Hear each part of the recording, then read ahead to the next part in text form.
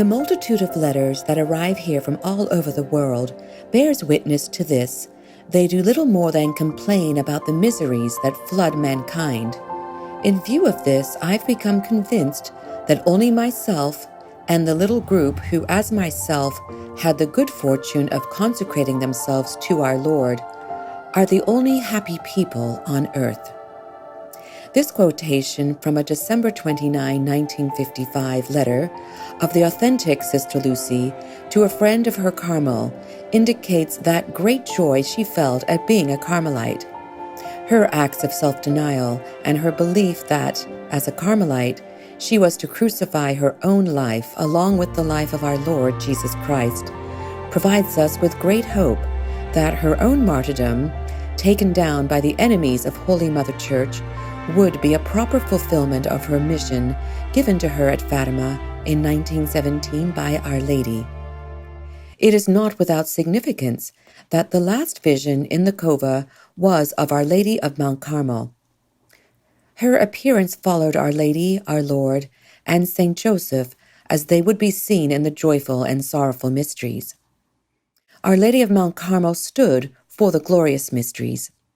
The brown scapular of the Carmel was to be Sister Lucia's holy livery, in which she served as her messenger until she was taken from us by evil men and replaced by an impostor who would totally transform her message and reputation until it was a caricature of her many visions of our Lord and Lady formed it to be. Let us not waste the deep spiritual witness that permeates these last known letters of the real Sister Lucy of Fatima. Signed, Dr. Peter Hojnowski.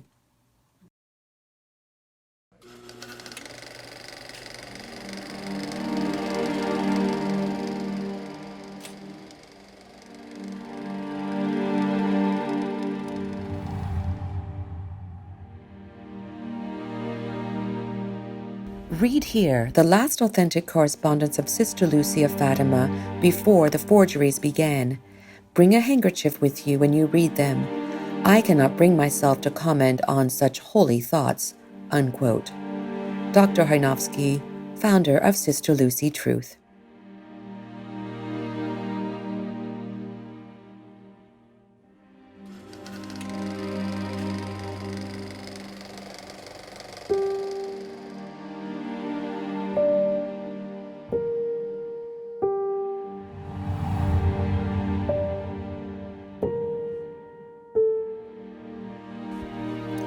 To Father Superior, Coimbra, December 29, 1955. Reverend Father Superior, only today am I able to answer your letter and thank you for the good news. I hope that you have been feeling better and that you have felt the help of our Lord in the works of the apostolate that is entrusted to you. Difficulties grow everywhere, and that is why we need the help of the divine grace in order to obtain something that is good. May Our Lady, as a loving mother, watch over us and help us all. The multitude of letters that arrives here from all over the world bears witness to this. They do little more than complain about the miseries that flood mankind.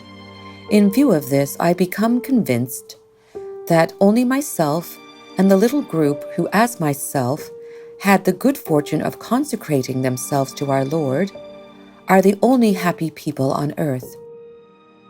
It is not that one does not live without a cross, because this is part of being the chosen people. But if it is carried with love, it becomes a treasure of appreciable value, which, in fact, none of those who follow Christ wants to lose. I don't know if you have ever seen the cell of a Carmelite.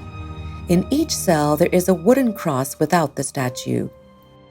It is so that, following the example of Jesus, she should be crucified on it in order to follow him step by step to Calvary, where she must suffer and die with him for love and for the souls that he may want to save through her.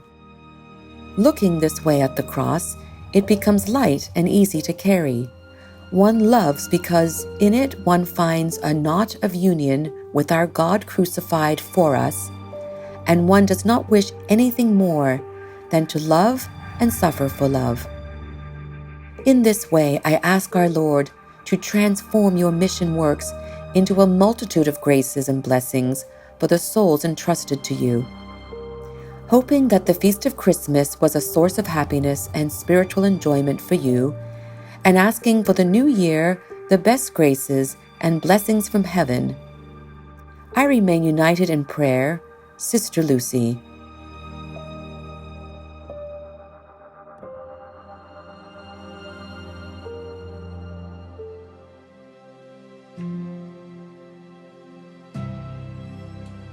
Queenborough, November 9, 1954.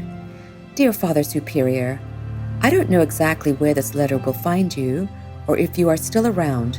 Let us hope so. Our Reverend Mother told me that you had been at the entrance hall of our convent, but at such a bad hour that due to the fact that we only have one locutory, it was impossible for me to speak to you then. As you must have seen at that moment, the family of a postulant who was coming in had just arrived. Too bad you could not come back later. I would also have liked to say goodbye, since you are going so far away, but our immolation must be complete, that all our steps be marked with the sign of the Lamb's cross. St. John says that he saw in heaven a multitude that followed the Lamb everywhere.